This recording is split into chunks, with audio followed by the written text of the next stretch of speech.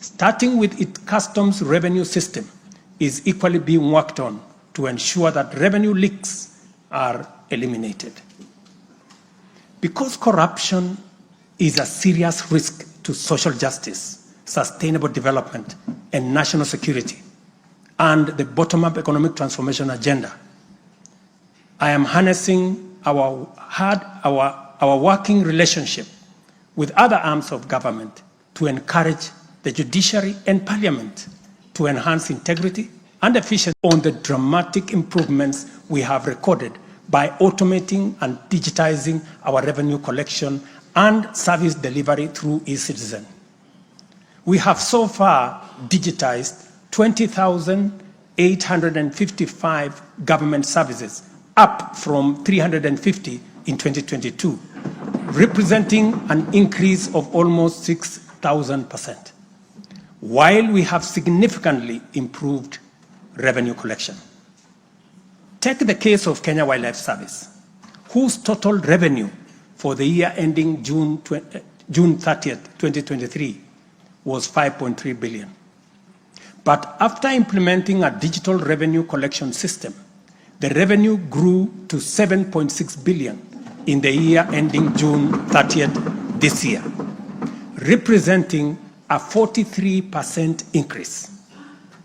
This initiative alone has firmly put KWS on the path to self-sufficiency, freeing the corporation from reliance on exchequer support. I commend the teams at KWS, as well as all other government institutions that have leveraged technology and the digitization process to improve revenue collection. Under the Digital Health Act that you members passed in this House, we are determined to enhance efficiency and transparency provided by technology in the provision of healthcare services to eliminate fraud and fake claims.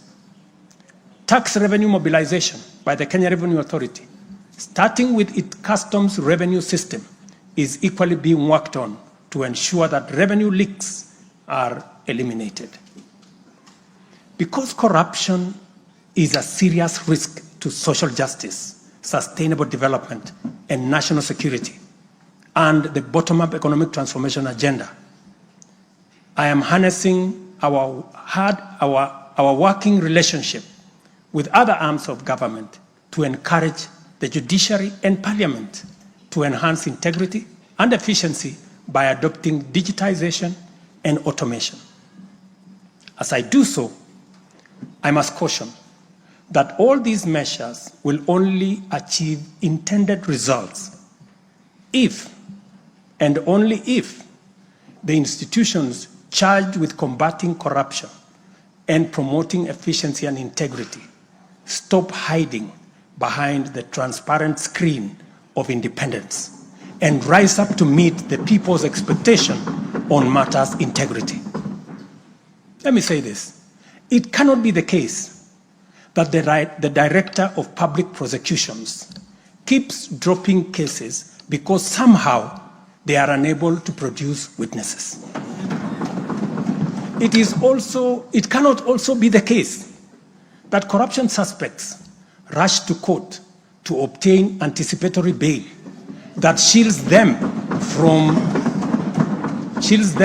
due process and enables them to compromise investigations. There is also no reason for corruption cases to drag in our courts for years, when the same courts are able to determine election petitions and related disputes within 6 months. Members, it is also unacceptable for the Houses of Parliament to deny the nation a much-needed instrument in the war against corruption by continuing to sabotage the passage of the Conflict of Interest Bill.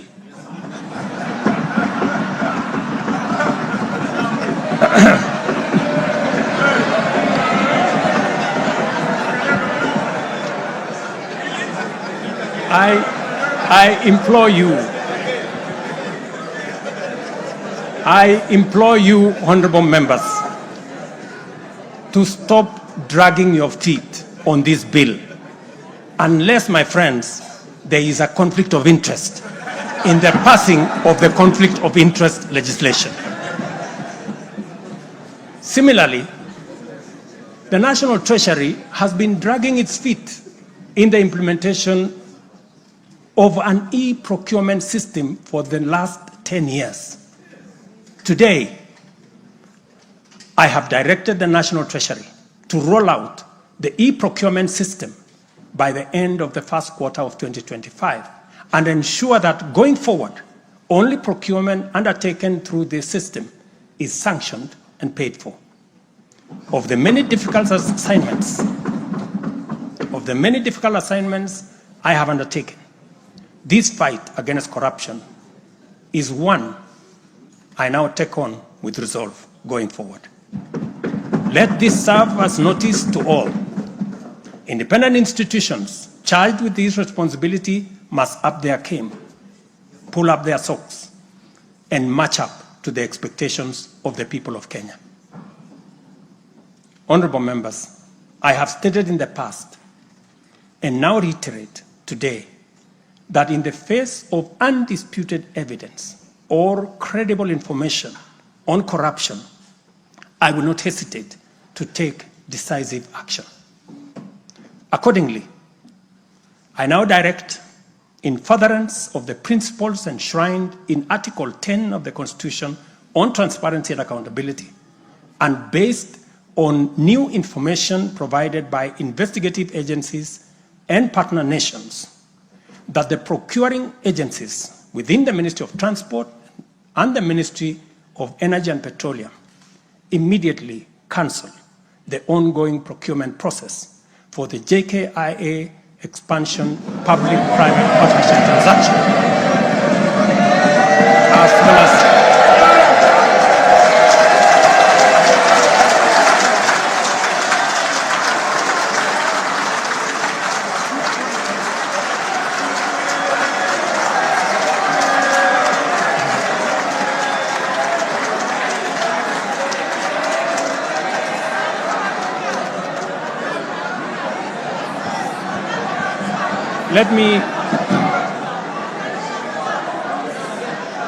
Let me repeat this for clarity. I have said that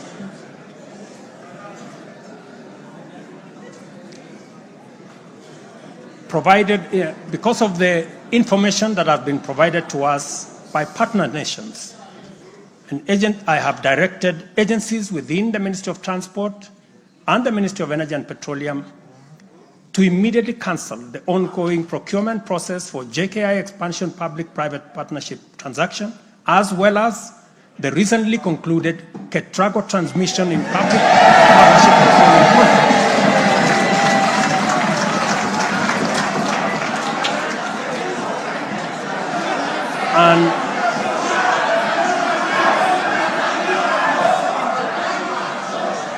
And immediately commence the process of onboarding alternative partners, because these are important projects. Honorable members, the work of taking our nation forward is our collective responsibility as citizens. For this reason, we value the contribution of all, whether they come in the form of support or encouragement, suggestion or proposal, criticism or protest. I believe that the most powerful component of leadership is listening and learning.